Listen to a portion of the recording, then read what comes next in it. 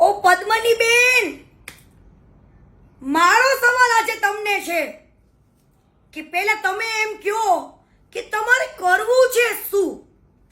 કેમ કે આજે ક્ષત્રિય સમાજના 92 સંકલન સમિતિએ તમને ખુલ્લેઆમ સપોર્ટ કર્યો, મહાસંમેલન કર્યું, છતાં પણ તમને 92 સંકલન સમિતિ પરથી આજે ભરોસો ઉડી ગયો અને તમારા મનમાં ઘણા બધા વિચારો આવી ગયા કે આ લોકો આમ કરી દીધું, ભળી ગયા, મને એકલી મૂકી દીધી. તો બેન, પેલા તમારે શું કરવું છે ને વિચારી લ્યો. અને માણસ માત્ર ભૂલને પાત્ર હોય, હંમેશા માણસથી જ ભૂલ થાય.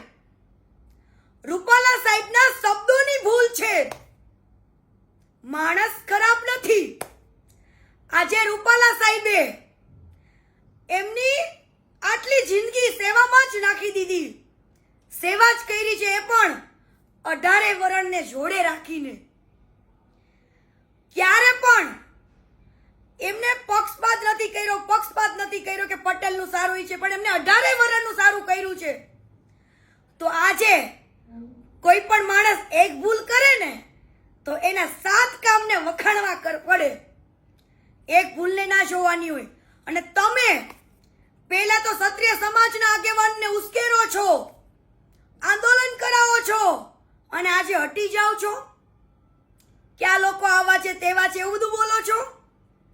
પહેલા તમે ઉશ્કેરો છો કે તમે આંદોલનમાં જોડાઓ, બહેનોને સપોર્ટ કરો, નહીં તો ઘરે ઘરે બંગડીઓ મોકલું, પહેરી લ્યો.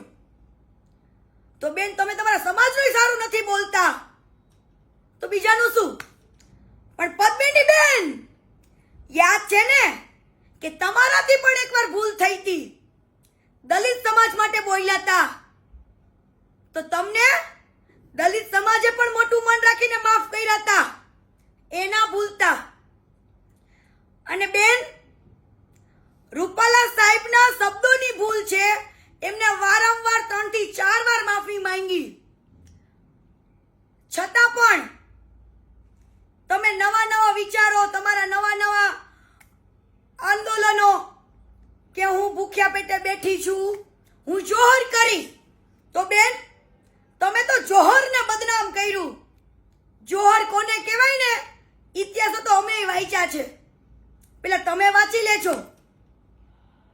અને બીજી વસ્તુ કે આજે માણસના કામ બોલે છે, ભાજપ સરકારના કામ બોલે છે, ત્યારે એમને લાખો લોકો આજે ચાહે છે.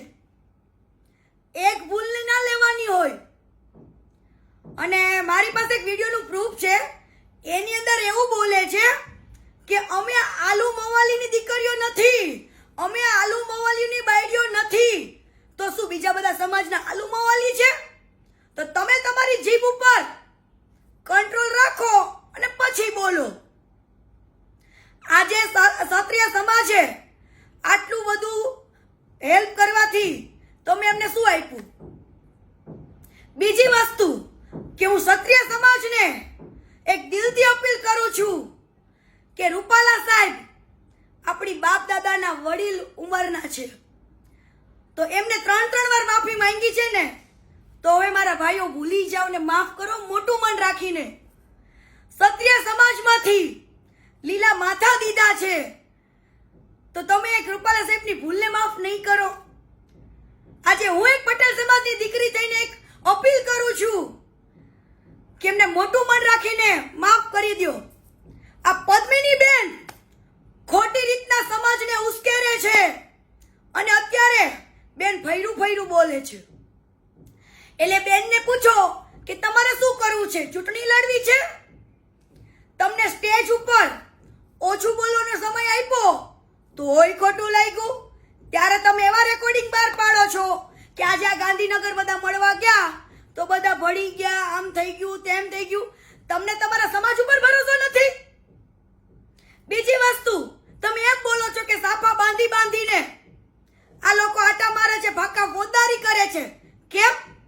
તમારા ભાઈઓ ઉપર તમને ભરોસો નથી. અને બીજી વસ્તુ બેન, પદ્મિની બેન, તમારું જાણવું હોય ને તો મને રૂબરૂ મળજો. તમે કેટલા ખોટા કેસમાં કેટલાને ફસાવ્યા છે ને એ બધી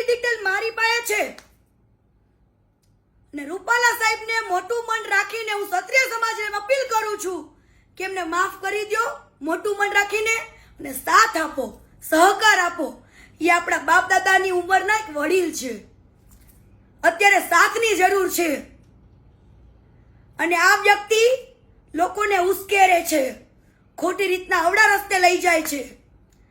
પટેલ સમાજને, ક્ષત્રિય સમાજને ઝઘડા કરાય એવું કરે છે. પણ ભાઈઓ, આપણે એવું નથી કરવું.